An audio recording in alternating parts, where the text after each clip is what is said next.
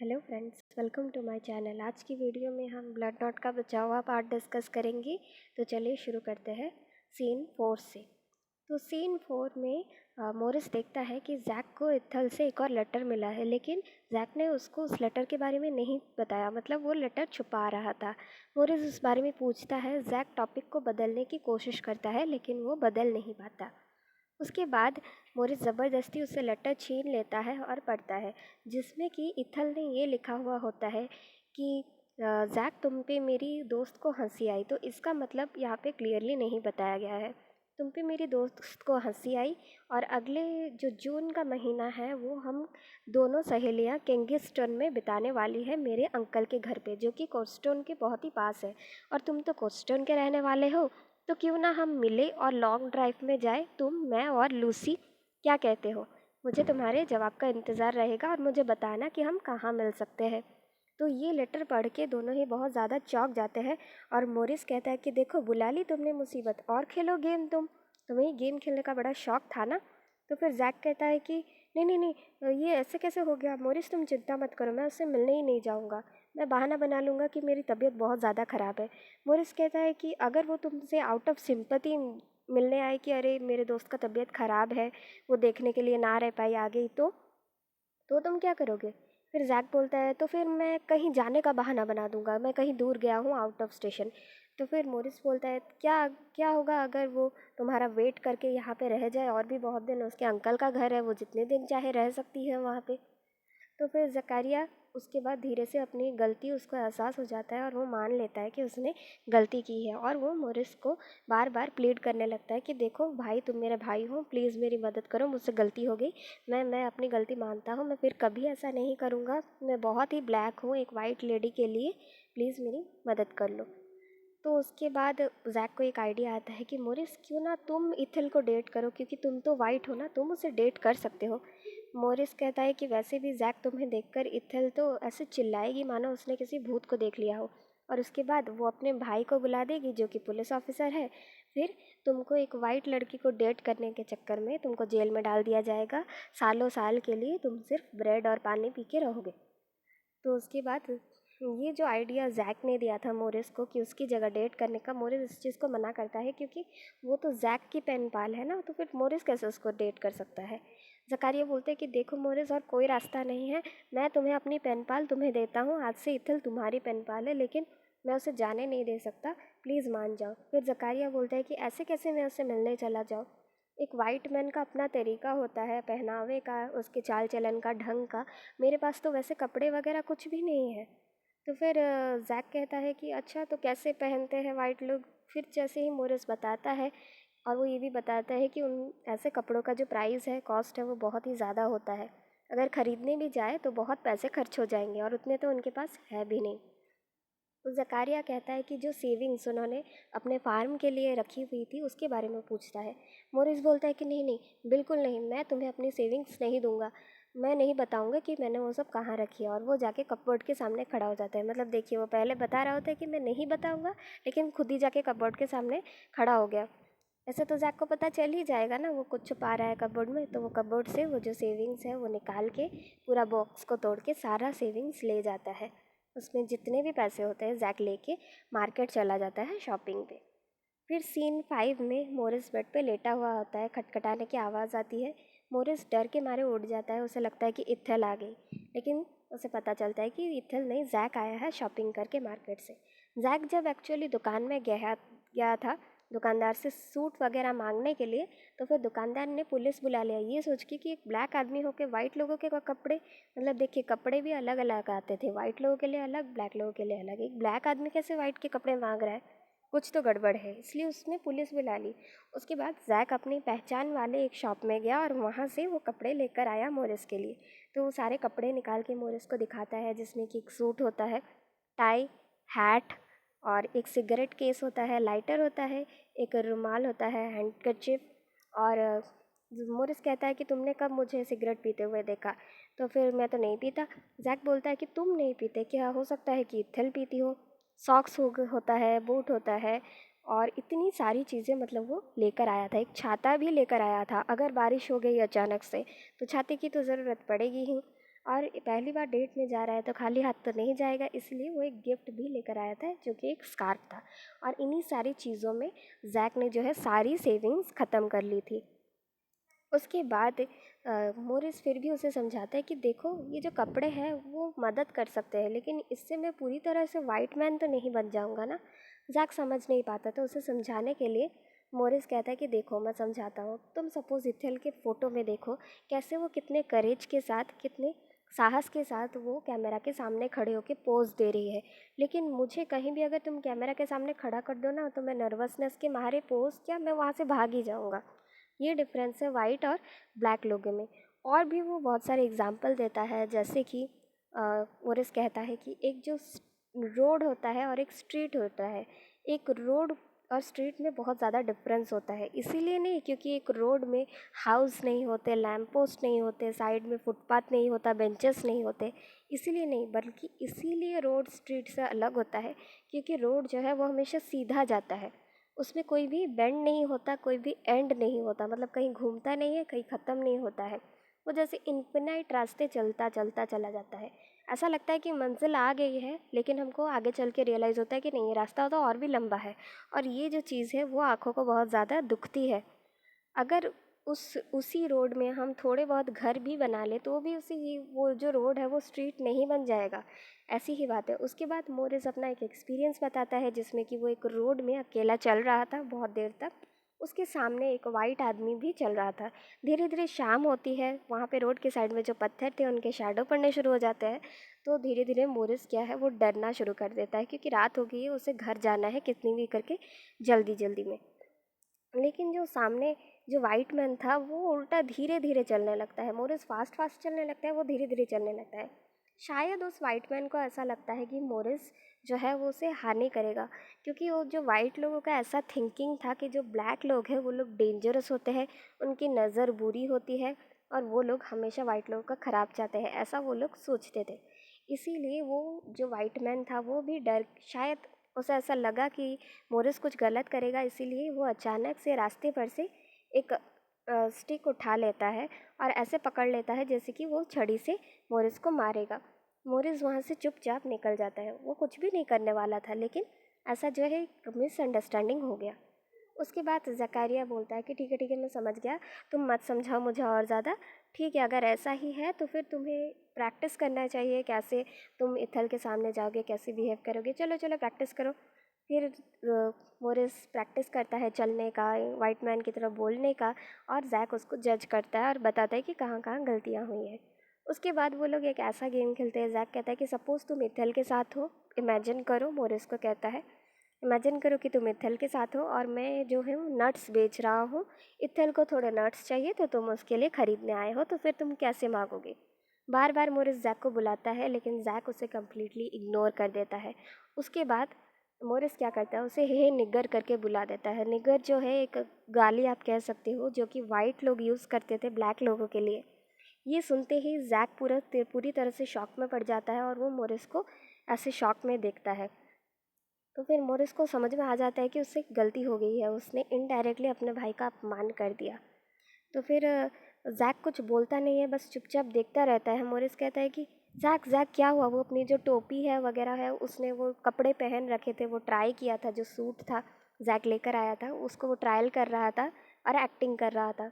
वो सारे जो सूट के जो टोपी वगैरह है, उस जैकेट वगैरह निकाल देता है और कहता है कि जैक क्या हुआ तुम्हें, देखो देखो ये मैं हूँ और कोई नहीं, मैं हूँ तुम्हारा भाई हूँ, मुझसे गलती हो गई जैक, मुझे प्लीज़ माफ़ कर दो, मुझे ऐसा नहीं करना चाहिए था, बस ऐसा हो गया, मेरा तुम्हें चोट पहुँचाने का कोई इंटेंशन नहीं था।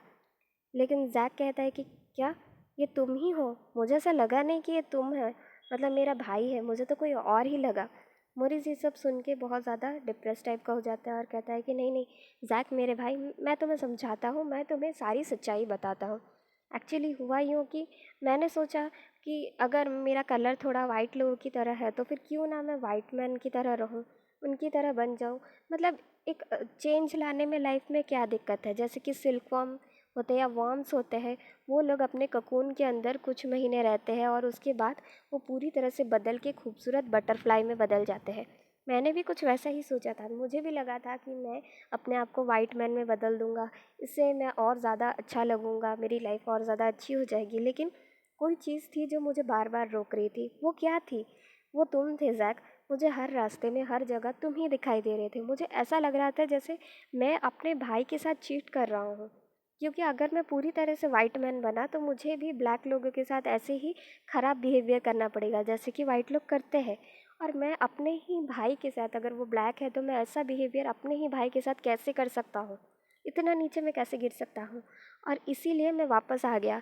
ज़ैक, मैं जुडास नहीं हूँ, मैं जुडास नहीं हूँ। तो जुडास कौन है? जुडास जीसस के जो 12 डिसिपल थे, मतलब 12 फॉलोअर्स में से एक था, जिसने जीसस को चीट किया था, जिसकी वजह से जीसस मारे गए थे। तो फिर वो यहाँ पे जोडास के साथ कंपेयर करके ये समझाना चाहता है कि मैं चीटर नहीं हूँ जो अपनों के पीठ पे छुरा फूकूंगा। उसके बाद आता है सीन 6। सीन 6 में जो मोरिस और जैक है वो बिस्तर पे सोए हुए थे। अचानक से जैक उठ जाता है और मोरिस के लिए जो लाया हुआ सूट है वो पहन लेता है। वो जो सूट है वो उसको थोड़ा छोटा हो रहा होता है और वो ऐसे बिहेव करता है मानो वो अपनी माँ से बात कर रहा हो। वो कहता है कि हे मॉम, देखो, पहचाना मुझे? नहीं पहचाना आपने? अरे मैं हूँ आपका बेटा जैक। नहीं पहचान पाई ना आप मुझे? फिर वो टोपी निकाल के बोलता है कि देखो मैम, आप पहचाना आपने मुझे? वैसे मॉम, आप बुरा मत मानना, मैं आपको एक बात पूछना चाहता हूँ।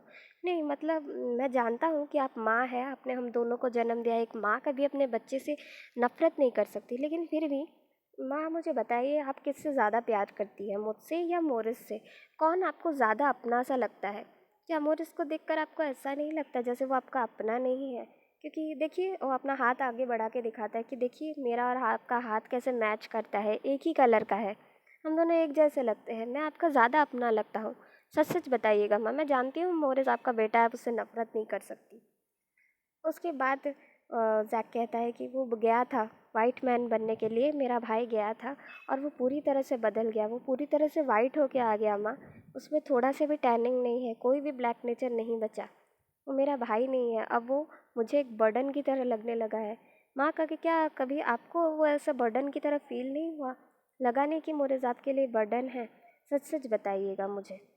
तो इस जो सीन 6 है, जैक का मोनोलॉग है, मतलब इसमें मोरिस का कोई भी डायलॉग नहीं है, ये कम्प्लीटली सारे डायलॉग जैक बोलता है।